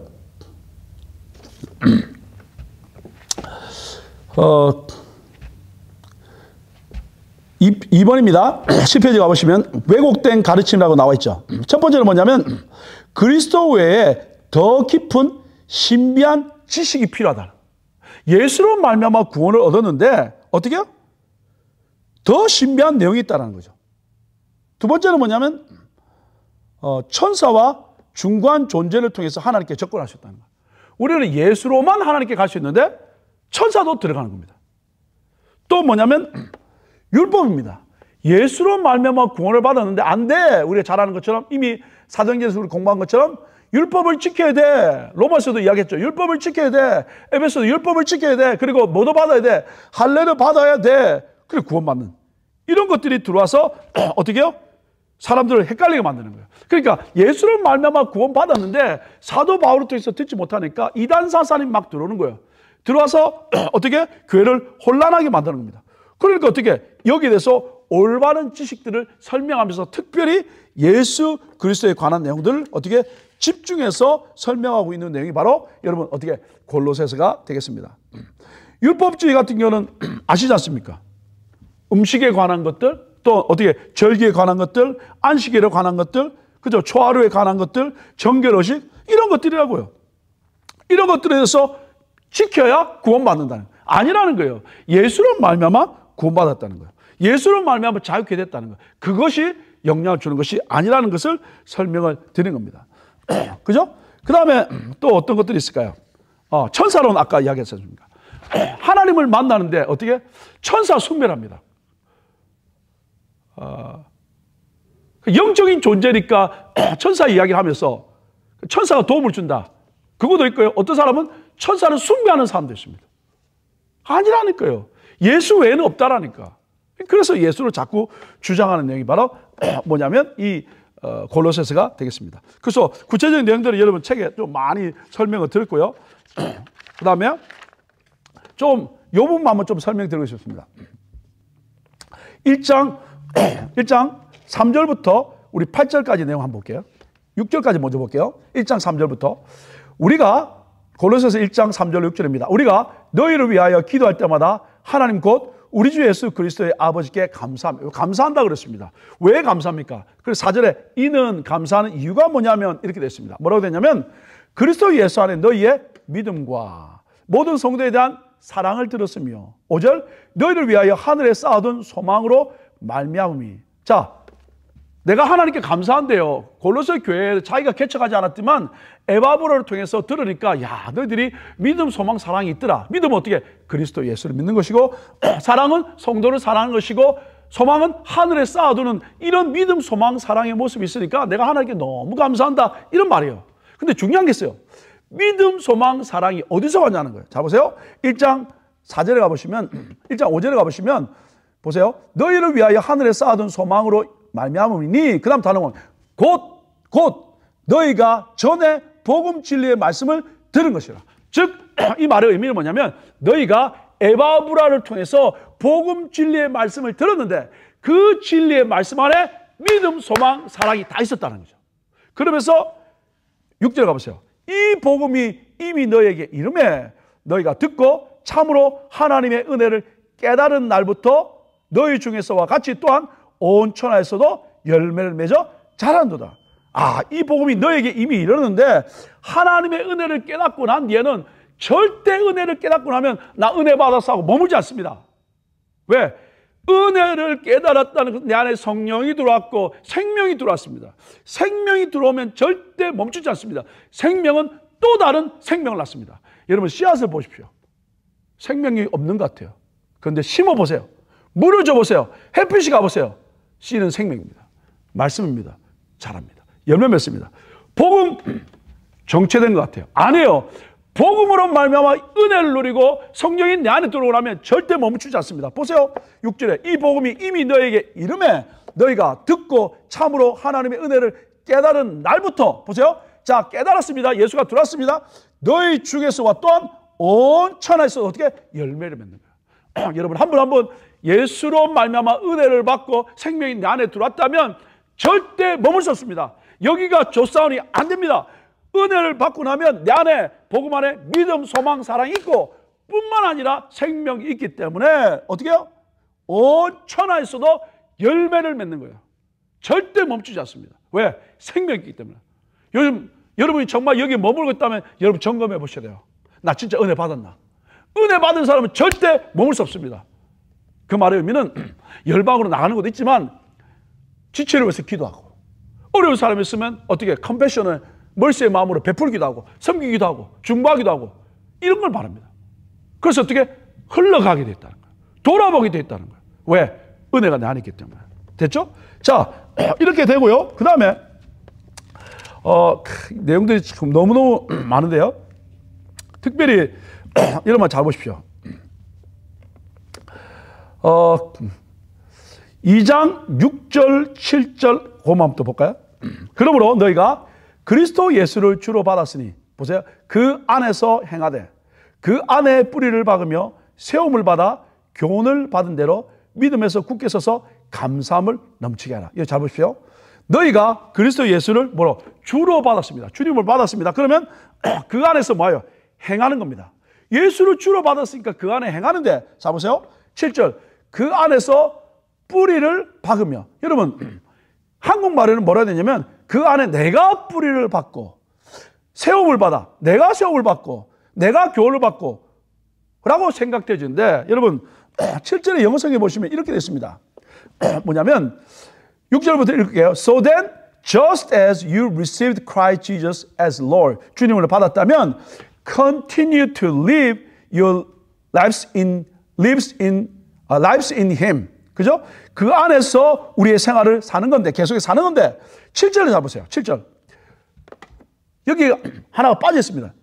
7절에는 그냥 rooted and built up in Him이라고 되어 있는데 앞에 being이 빠져 있습니다. 이게 수동태로 되어 있습니다. 결국 뭐냐면 예수 그리스도를 내 안에 받았으면 이제 내가 continue 하면서 살아갑니다. 살아가는데 어떻게 살아가냐면 7절에 가보시면 being rooted 내가 하는 것이 아니라 예수를 믿고 나면 뿌리가 박히게 되었다는 거예요. being rooted. 그 다음에 두 번째는 뭐냐면 being built up 내가 하는 것이 아니라 그분에 의해서 내가 세워지는 겁니다. 그 다음에 세 번째는 뭐냐면 strengthen 내가 하는 것이 아니라 being strengthened in the Lord 주님 앞에서 내가 강건해지는 거예요.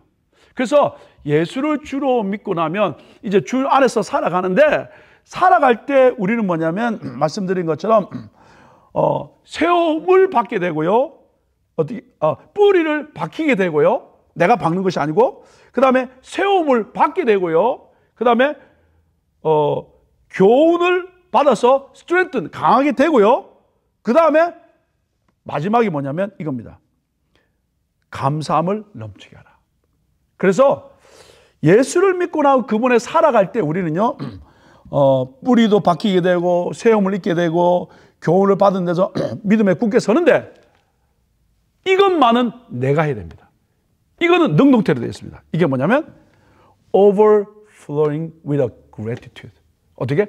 감사함을 넘치게 하는 거예요. 그러니까 오늘 내가 예수를 믿고 나면 그 안에서 행하는 삶인데 그 안에서 행하는 삶은 주님이 나를 뿌리를 내리게 하고 주님이 나를 세워주고 나를 강건하게 만들어줍니다. 그러고 난 뒤에 이제 나는 뭘 하냐면 감사함을 넘치게 하는 삶을 사는 거예요. 근데 아세요 여러분? 감사는요 습관입니다. 그리고 말씀드린 것처럼 thanks는 think에서 왔고 think는 remember라고 그랬습니다. 하나님이 나에게 무엇을 한 것을 기억할 때 우리는 감사가 넘칩니다.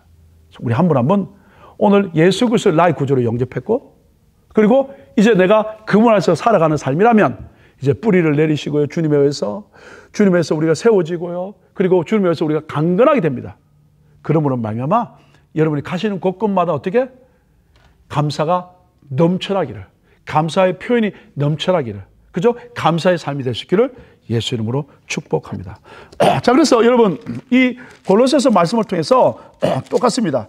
예수 그리스도를 설명하고 그리고 이 여러 가지 잘못된 가르침을 예수로 말미암아 승리하는 내용이 오늘 골로새서에 나오는 이야기가 되겠습니다. 여러분 이제 책을 특별히 그 잘못된 사상에 관한 것들을 여러분 많이 설명드렸습니다. 천사 숭배도 설명드렸고요.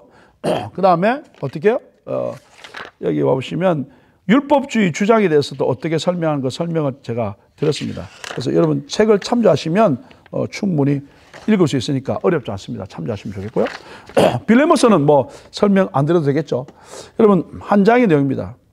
결국 뭡니까? 사도 바울이 옥에서 빌레몬을 만나죠. 오네시모를 만나죠. 그래서 그 주인인 이 빌레몬에게 편지를 써서 그를 용서해주고 그를 받아주라는 거예요. 그리고 나의 제자로 삼는다는 그런 이야기가 되겠습니다. 그래서 이 빌레몬서를 통해서 어떻게 오네시모는 도망간 종입니다. 기억나죠? 훔쳐서 도망간 종이죠. FUR이라고 했던 거 기억납니까? 그러니까 그런 종이 도저히 소망 없는 그가 옥에서 예수를 만나고 헌신한 그에게 편지를 써서 어떻게 그를 받아주라고 그 내 의견을 존중해달라고 쓰는 내용. 이게 바로 빌레몬서의 내용이 되겠습니다.